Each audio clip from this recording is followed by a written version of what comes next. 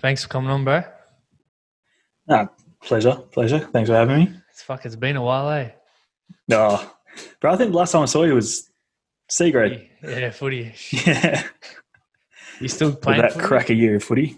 Nah, bro. The year after that C grade, I moved over to Hills Bulls with a bunch Yeah. of mates, and then playing C grade twos there, and made it all the way to grand final. About 5 minutes in, I dislocated my shoulder, Fuck, and Steven.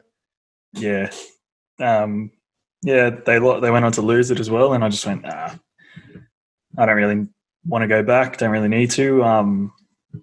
It put me out of work for 2 weeks and I wasn't earning any money. So, I kind of just went, yeah, what's more important, money or footy? Potentially going back, doing worse and being out for longer, or making money. So, kind of put work before footy. Yeah, exactly. Man, what are you doing for work these days anyway?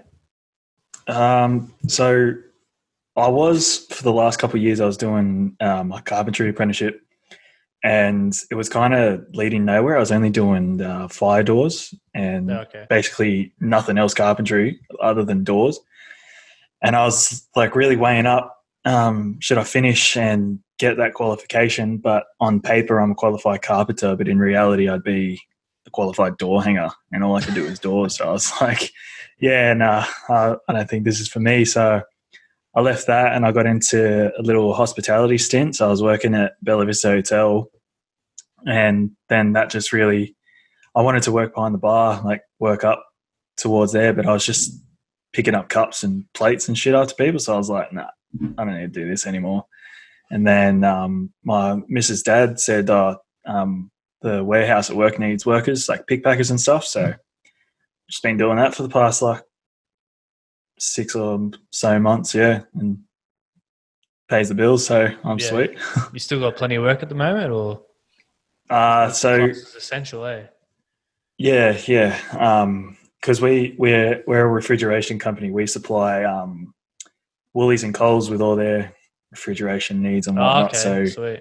all the parts there. So yeah, we're deemed essential. But what they've done is they've cut my hours down, but like they've only cut off 2 hours. But I'm just happy to still be working, man. Like given the certain circumstances, the way things are at the moment, I'm glad to still work. I only work 2 days a week for you with uni and that. So yeah, Has uni gone online now? yeah, kind of like what we're doing now. Yeah. So what are you doing in film school? Yeah, so I joined JMC Academy about February. It started February last year. Yeah, it's always kind of been a passion of mine and stuff like that. I used to go to the cinemas whenever I got the chance just to watch movies and stuff like that, because it kind of got that sense of escapism, like how you can go in, engulf yourself in a movie world for 2+ hours and just forget about everything. Yeah. I really like that. And then it hit me like when I was watching a movie once. I couldn't tell you what it was because I've been to that many. So I was sitting there and the credits started rolling, and like all the uh, The names. people that have worked on it, all their names started popping up, and I was looking at what they're doing. I see like production designer, best boy, grip, all this type of stuff, and I was like, this is actually people's jobs. Like, Yeah, there's this so is what they many jobs, do. eh? Hey, yeah. And I was like, fuck, like, what's stopping me from doing that? Like, I'd love to do what they do and get amongst all that. So I kind of just went, yeah, like, what am I doing? Like, why am I doing carpentry? I don't want to do carpentry. I'd like to do this. So, um, yeah, I started looking around at unis, colleges, and stuff like that. And the one I'm at the moment stuck out the most. And I applied. They interviewed me, and then upon the interview, they were like, "Oh, welcome to JMC Academy." And I was like, "Well, fuck, I'm in. Like, Yeah, let's go. sweet. Let's do this." And so, yeah, I kind of haven't looked back since. It's life's better now, so it's all It's good. always better when you're doing something you're passionate about, eh?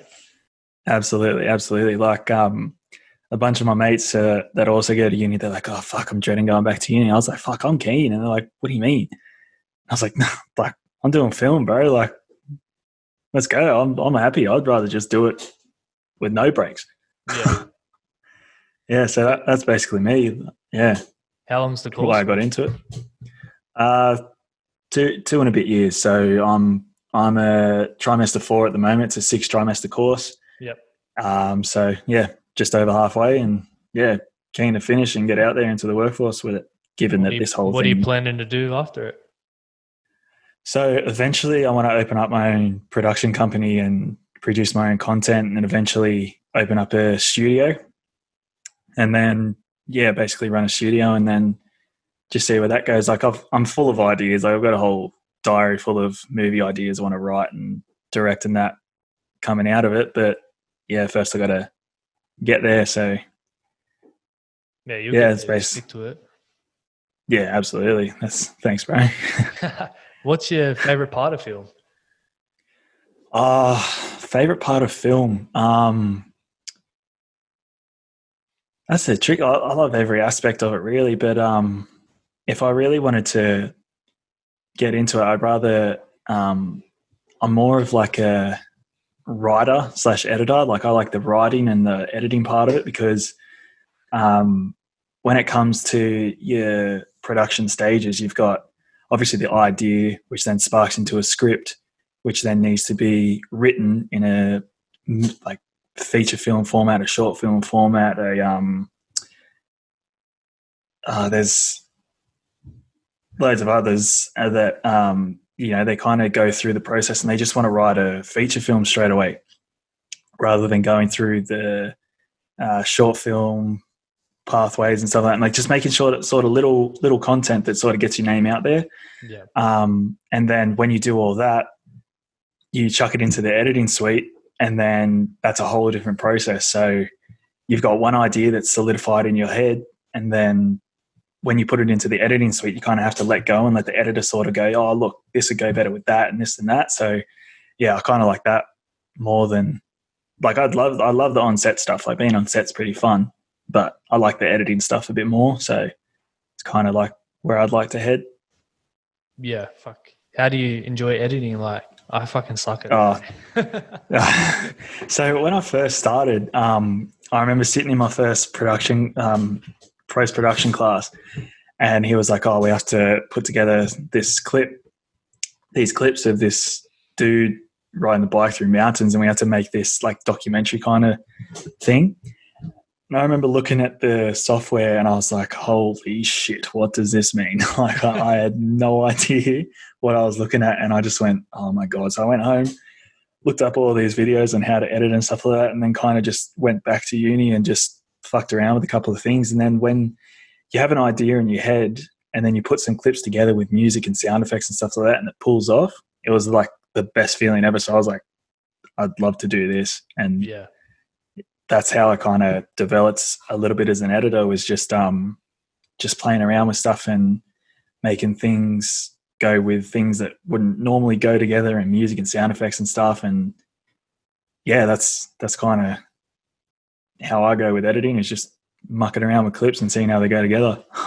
Yeah, it's a good feeling when you spend hours editing and it fully comes off. Absolutely. Absolutely. Fuck, it takes ages, man. It's without a doubt the longest process. Like you've got all the other stuff like go out with the camera, record and stuff like that, come back. But what you want in your head, you've got to now put on screen, and all that editing time. And yeah, I know what you mean. It's a lengthy ass process. Yeah. So what films have you made so far? I know you showed me that one of Dylan Brown. Yeah, that's the apart from that, when we were in our first trimester, we made this what's called a digital postcard. So kind of like a little movie that has no dialogue. It's just a story within music. So kind of like a music video, but not an official music video. Yeah. So we made one, and me and two other boys, Federico Anderson and Jaden Chesson, two of my boys I go to uni with. Shout out to them. Yeah, we worked on that, and we had to go through the process of casting people for what it was. It was basically just a love story about the dude losing the girl to a sickness and just dealing with the trauma of that. And, we got kind of a good reception to that. Then from that, made the documentary on Dylan Brown. And then in the third trimester, I didn't make a short film of my own, but I just worked on a couple of others. So I worked on a film called A Permanent Kind of Love. It's hasn't been released yet. Still going through a bit of editing phase, and we finished that last trimester. But that's about a dude that he goes to a tattoo parlor to get a tattoo, obviously, and he falls in love with the tattoo artist, and he just keeps going back there to get tattoos to spend time with her, and then he eventually works up the courage to ask her out on a date, and then she tells him that she's a lesbian. So that's kind of that story. And then I worked on this other one called Pacific, which is a short little horror film about ocean princess that takes the souls of her lovers and stuff. That was kind of a unique shoot, but yeah, I'd have to talk to the directors and producers of those to see if I can get you the link, bro, and you can watch them. Yeah, sweet, bro. Yeah, that Dylan Brown one was good, eh?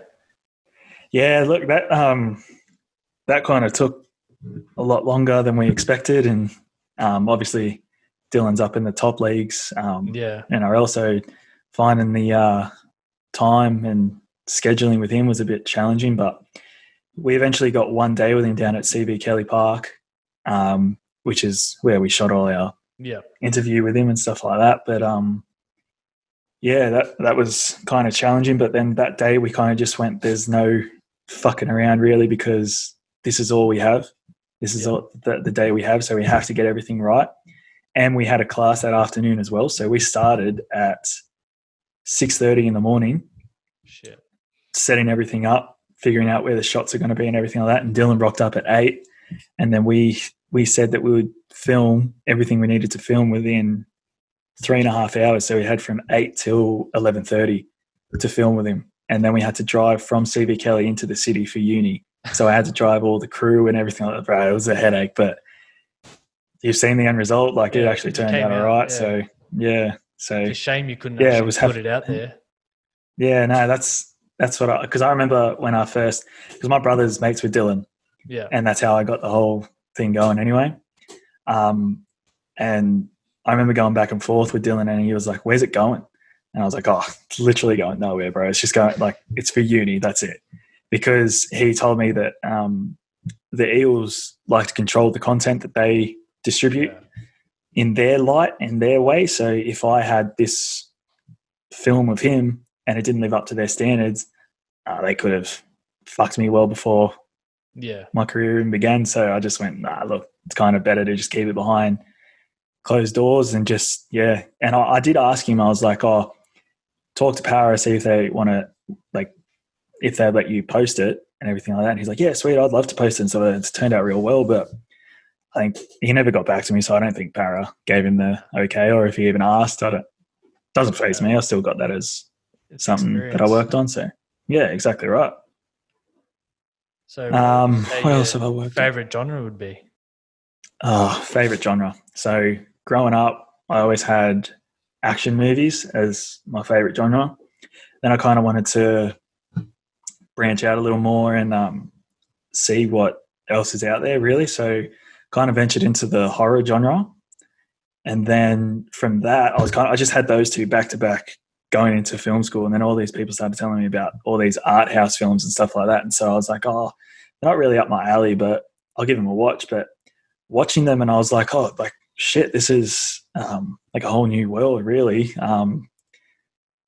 Just the way that there's so much that goes into it. It's not just as simple as, click and record on a camera telling actors what to do and stuff like that. There's coordinated camera movements with actors going in a certain part of the set design to show a certain element of the background behind them, and all that coincides with stuff that ultimately pay off in the end of the movie. And you don't realize it, but it comes back and just kind of goes like, yeah, this was important. And that's all planned in the pre-production of the whole movie. Is just like the camera needs to be here to capture this at this point, and that person needs to be there. And there's just so much detail that goes into it that I was like really appreciative of art house genre. And then I don't. You've probably heard about it. Have you seen or heard the movie Parasite? No. No. So it's a South Korean film that won a bunch of awards this year. So it won Best Picture, Best Director, Best Original Screenplay, or something like that. It won a bunch of awards. I could be wrong, but I know those first two are right. You could look it up. But then the director made a speech. He had to have a translator, and he said, once you get over the tiny little wall that is subtitles, you will open up a whole new world of cinema. And so I was like, all right, I'll take that on board. So I started watching international cinema, and it just blew me away how good their movies are. Like it was insane. Movies from Indonesia, Korea, China. I've just started watching a bit of French film as well, and just really like movies I wouldn't normally watch. I've been exposed to at film school that have now become my favorite genre. Is literally anything you throw at me, I'll watch it. If I like it, I love it. So basically every genre is my favorite genre, given that backstory. Yeah. It would be a mad experience to go around the world and see how different sets are run. Oh, no, absolutely. So you kind of pick up on different styles as well. So America's more kind of blockbuster, like massive CGI effects and visually pleasing you and stuff like that. Whereas you can tell Australian cinema is kind of just like more reality, and they're touching on, personal growth, mental health. Like they're really targeting that. So you kind of pick up that America's more about entertainment, and when they do what Australia does, it pays off, and it's really done well, because obviously everyone who gets into film and stuff like that want to work in Hollywood. That's the dream. And then watching international cinema, you kind of pick up different tones, you pick up different direction, you pick up different writing and stuff like that. I can hand on heart say that Indonesian cinema is more intense action than any Hollywood film I've watched. Like, it is insane. And Really? Yeah, and most of it's on Netflix as well. All you do is type in international cinema, and it just floods you. And like, their movies are real good, man. Like, real good. And you can tell that it's a different style. And I can recommend you so many that you would just be like, shit, like, why didn't I watch these movies earlier? Yeah, sweet, bro. You have to send them through to me, eh? Yeah, absolutely. Absolutely. So what makes them so intense, like? So I watched this movie called The Night Comes For Us.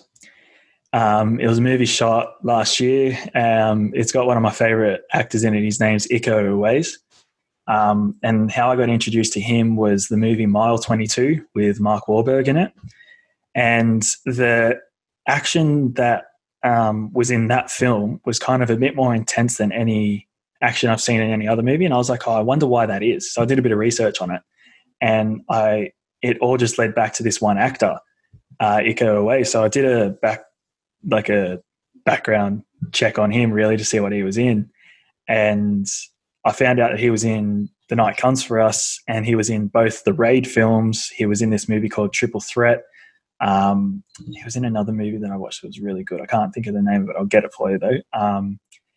But he coordinates his own fight scenes. He's like a martial arts master, and he implements that in the film. And just his level of violence, too, is really like above everything else that I've ever watched. And the way that he incorporates that into the film, any film that he's in, just really amped up any fight scene he was in, really. And I think that they adapted, well, not his entirely, but the Indonesian cinema has had a massive impact on action, I say.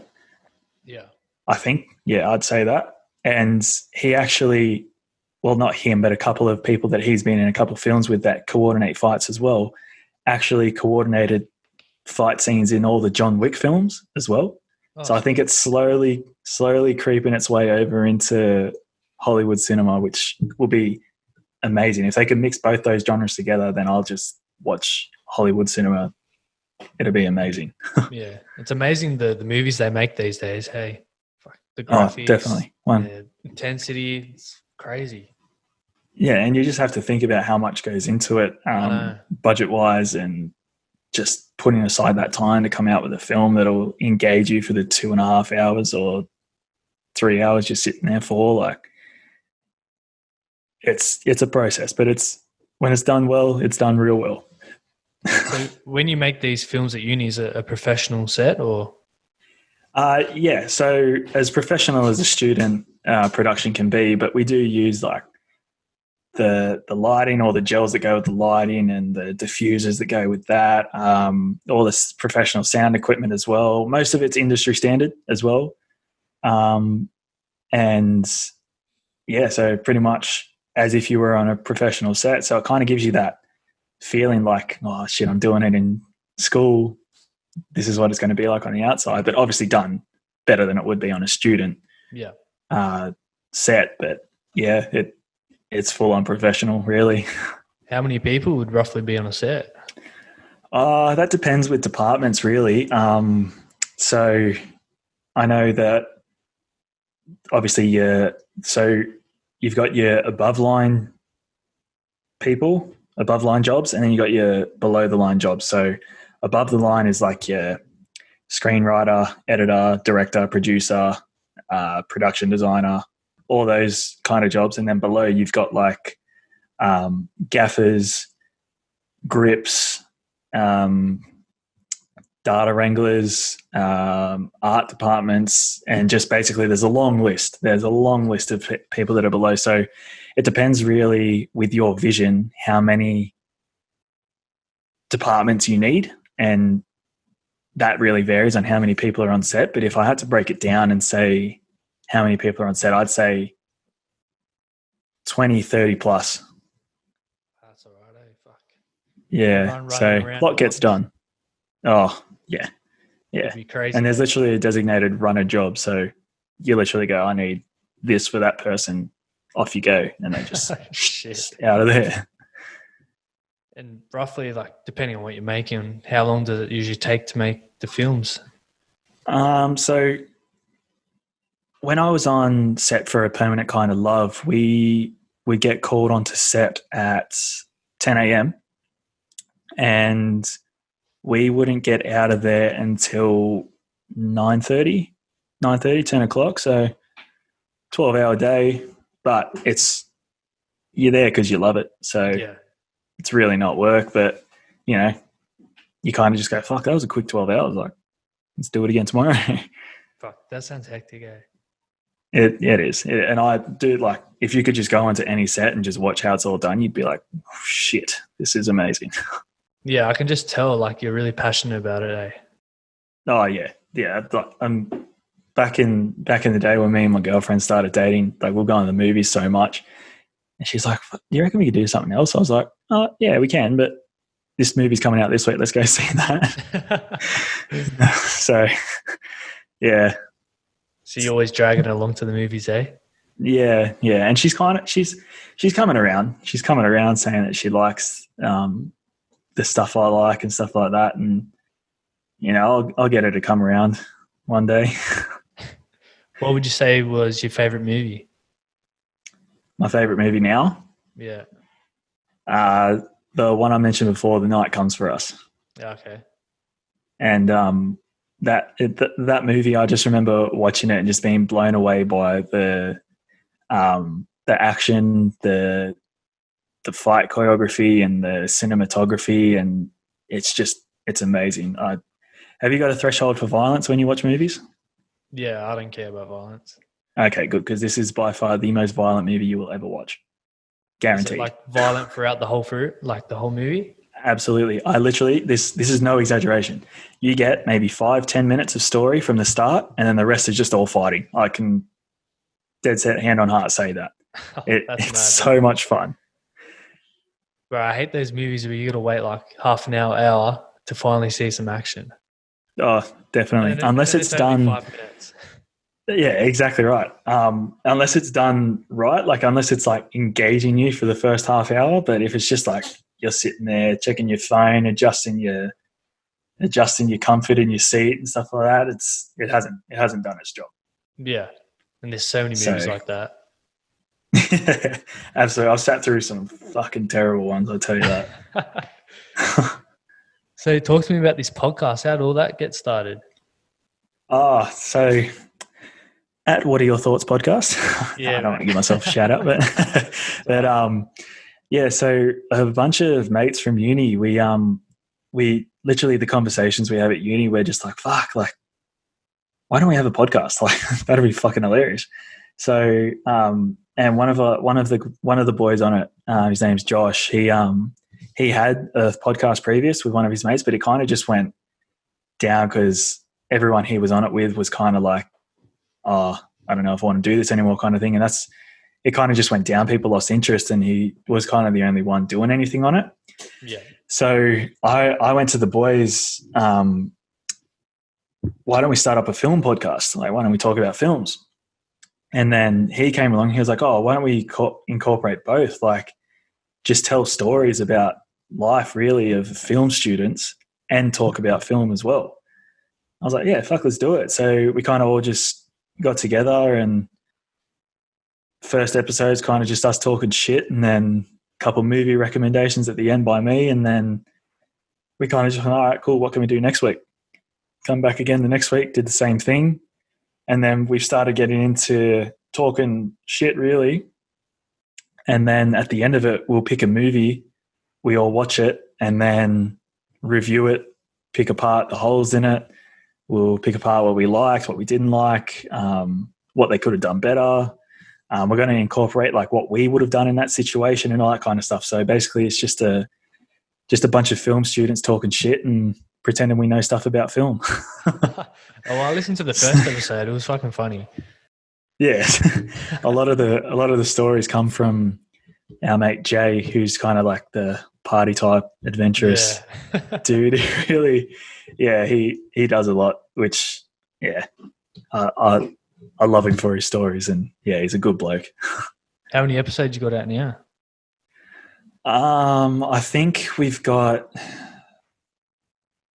3. No.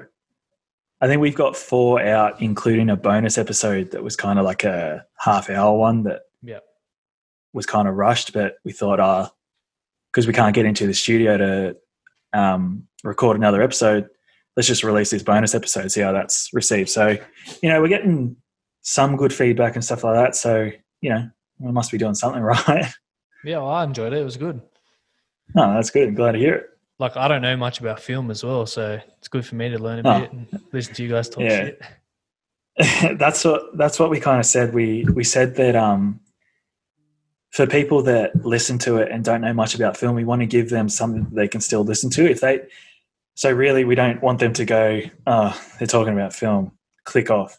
If we just talk about our lives and just talk shit and really make it funny, tell stories that we know people will love, that gives them their fix. And if they want to turn off before the film part comes around, by all means do it. We don't care if like people tune out. We just want to do stuff for people, really. So yeah, if we can give people some sort of, it's not boring.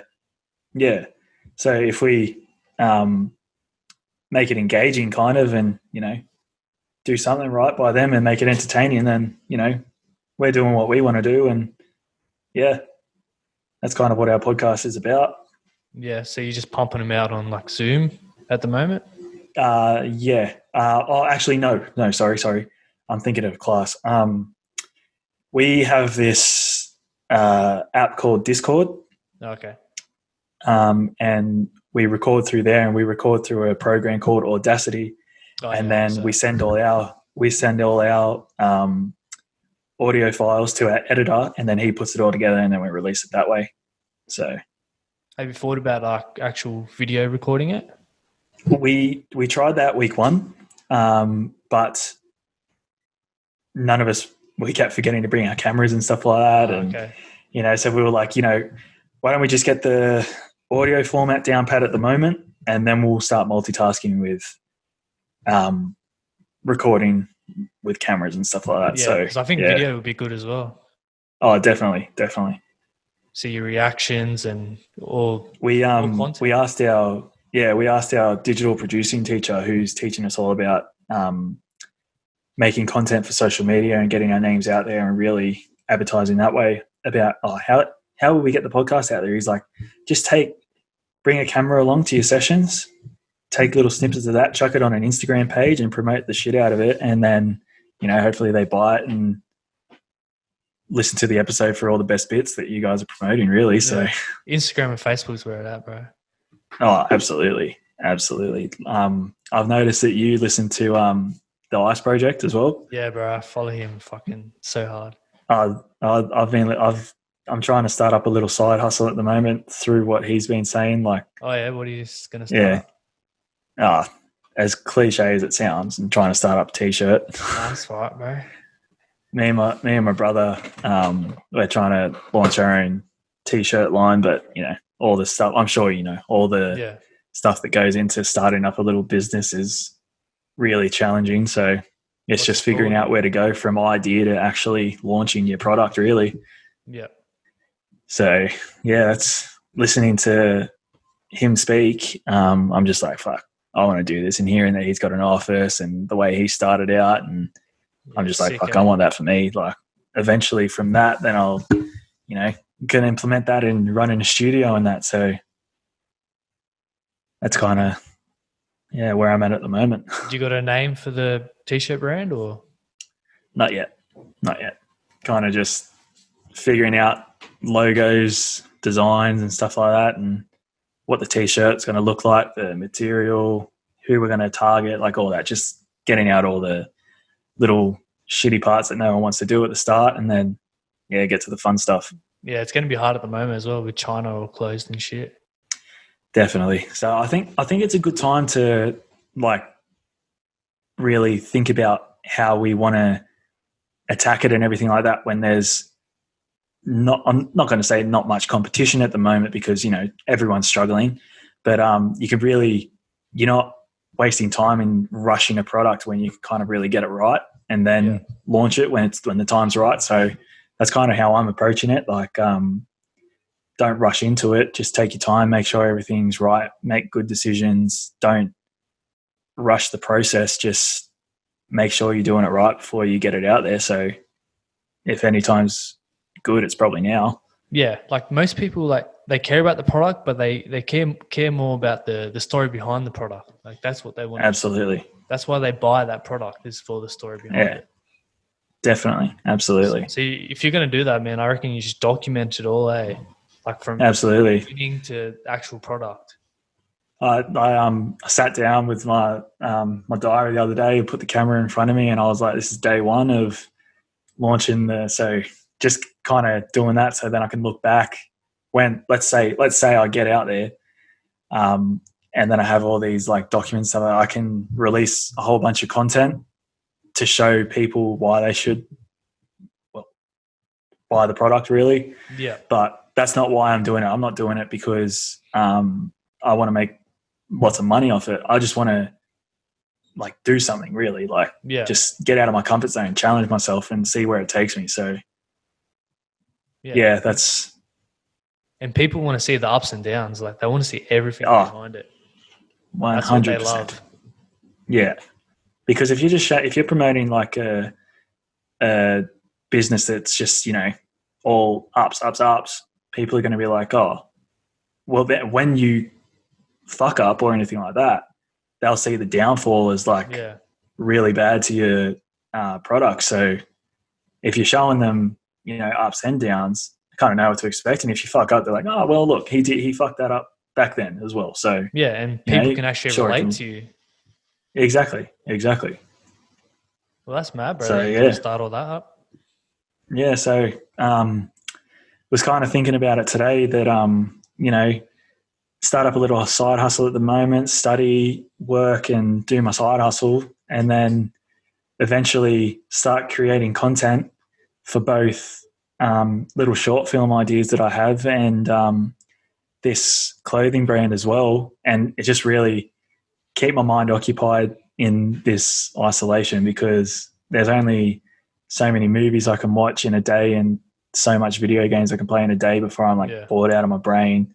So if I'm like, oh, I can plan this out, I can do this, do that. Oh, I've got a new movie idea. Let's write that out and stuff like that. It's just keeping me occupied, really. Definitely.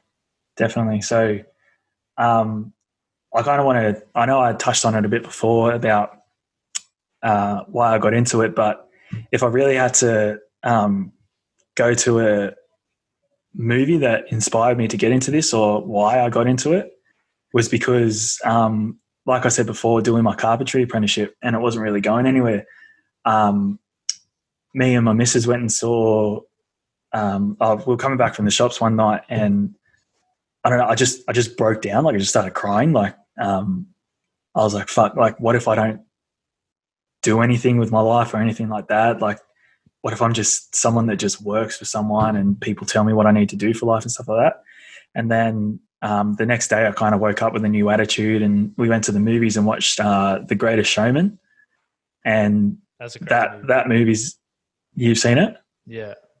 Yeah. So, you know, how he goes through the struggle and then makes the big circus and stuff like that. And I was like, fuck, like I can do something like that, like not circus and stuff like that, but I can do something like go through the struggle that he's gone through. So that's kind of what initiated my interest in film and wanting to work in it and really become creative and be just different from the rest, really.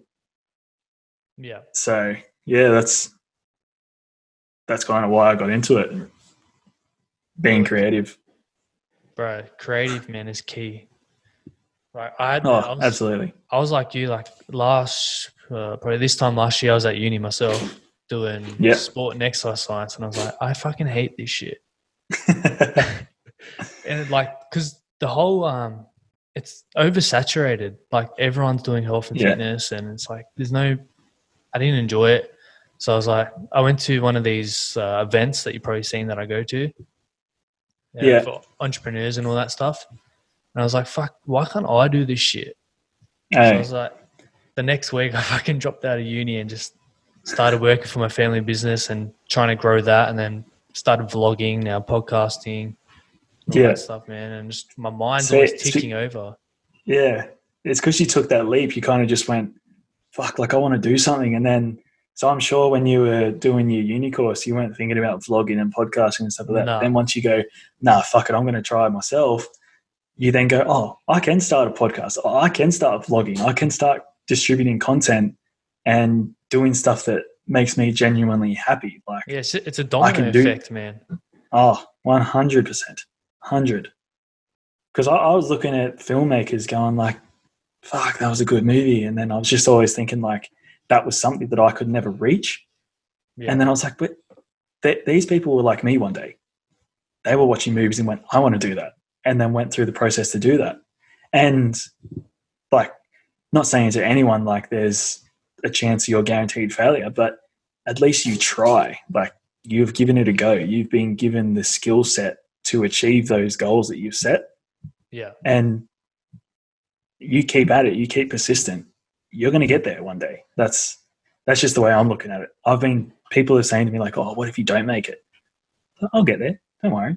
Doesn't matter how long it takes. It's a process. Yeah. Like no one's just going to be like, I'm going to be an NRL player.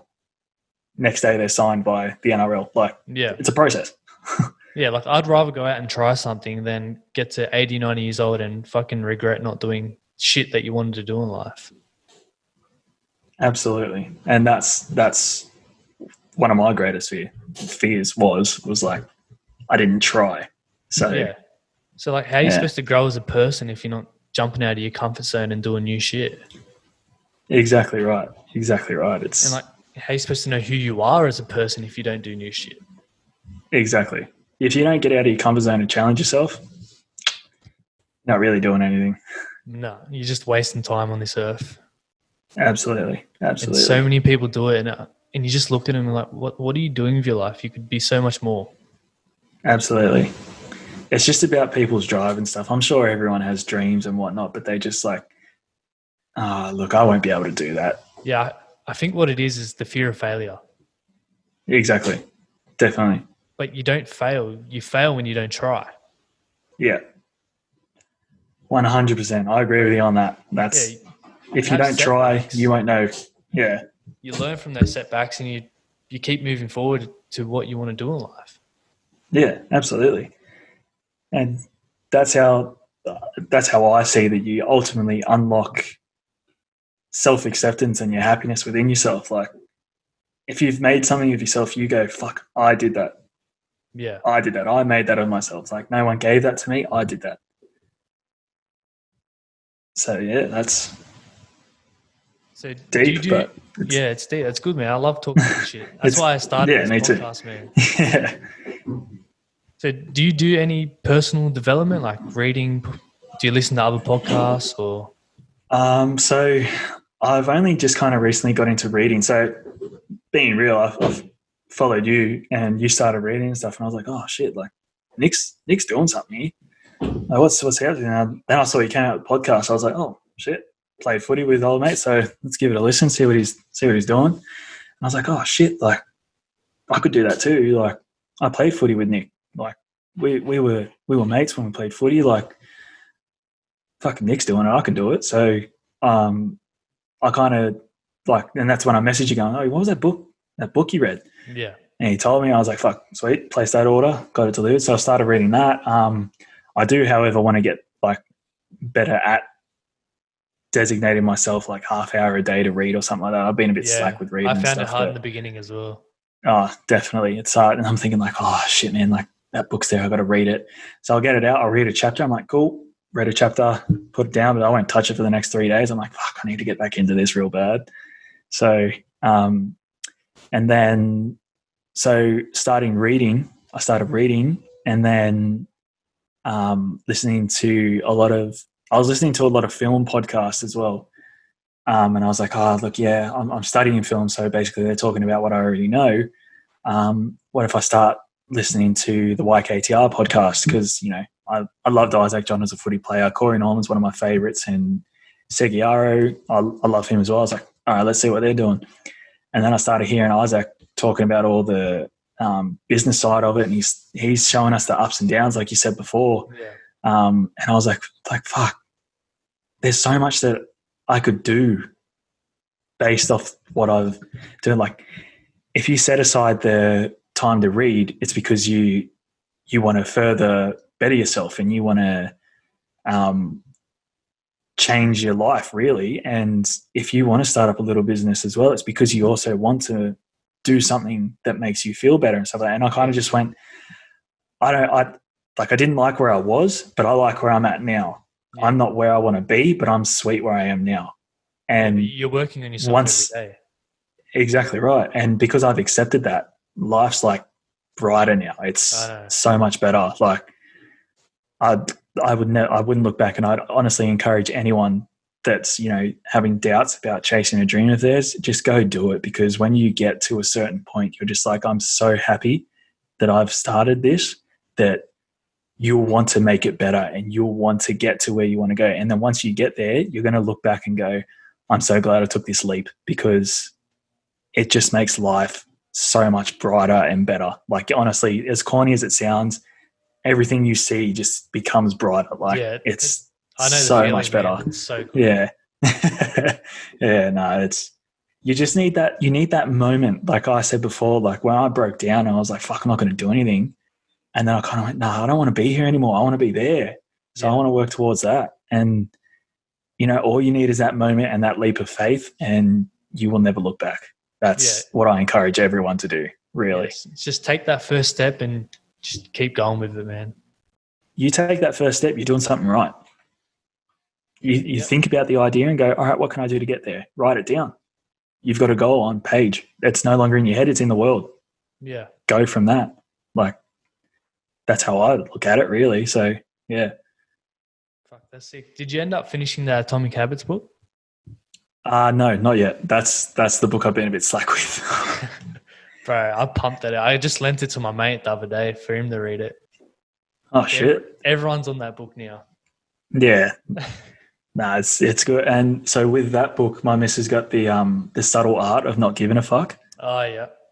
So I'm going to smash out Atomic Habits, and I'm going to get onto that book and then look at other books as well. I've also got I smashed out a screenwriting book as well, like so I can better my script writing as well. Yeah. But there's so much that, because everyone can go on Google and look up, how to write a script or something like that. And they'll give you tips and stuff like that. But you have to have the patience to transfer what you've read on screen onto your paper. Whereas if I'm reading it on paper in a book, I can then implement that better on pages than I would from the internet. Yeah. That's just me personally. So if you're not reading, you're not really doing it right, in my opinion. Yeah. Like the most successful people in the world are fucking reading books. And the most successul people in the world have published books as well. Yeah. So go read their books, learn what they do. Yeah. You got to attach yourself to someone and just follow what they do. And that's what I do. Like Gary, do you listen to Gary Vee? I've listened to Gary Vee a few times. Yeah. I first stumbled across him on TikTok and I was like, who's this guy? And then he starts like, he's real, man. Gary Vee is fucking real. Like, Bro, and I was like, fuck, he's talking some truth. Yeah. And then even Isaac John was like, I listen to Gary Vee as well. I was like, bro, if Isaac John's listening to Gary Vee and I listen to Isaac John, let me go listen to Gary Vee. Like, it's... Bro, he's the man. I fucking follow everything he does as well. Yeah. I went to... notice you're a follower of Kerwin Ray as well. Oh, yeah, bro. I went to one of his talks once for my girlfriend. She went there for her job because the boss wanted to learn some stuff off Kerwin. So was it the one this year or? Nah. I think it was 2 years ago, maybe. Oh, okay, yeah. Yeah, it was at the casino. I don't know if you were there or not, but it was at the casino. Yeah, I went to one at the beginning of this year. Oh, yeah. Yeah, no, so just I've taken little snippets from Kerwin. I've taken little snippets from Gary Vee, mostly Isaac John. Yeah. And, I'm just thinking like, fuck, if I listen to these people, surely I'm going to do something right. Like, and that's, adapting myself to people is key, really. All the information's out there. You just got to do it, put it into action. Yeah, exactly. Absolutely. You can have all the ideas in the world, but if it's not followed by action, it's not really going to amount to anything. Yeah. So, yeah. Fuck. Well, that's been an awesome chat, man. Fuck. Nearly. Yeah, no, that's minutes. Fuck, really? I honestly felt like we were sitting here for like 20. Nah, it's been going for ages. It's been a good chat, though, catching up. Yeah, bro, it's good to see you again. Just do this more often. Yeah, man. Well, thanks for coming on. No, all good, bro. Looking forward to hearing it. Yeah, I'll upload it in the next, probably tomorrow or the day after. Yeah, sweet, bro. Keep doing what you're doing, man. You're killing it. I will, bro. You too, man. All right. Shot, bro. Cheers. Laters. All right, bro. Take it easy. Laters.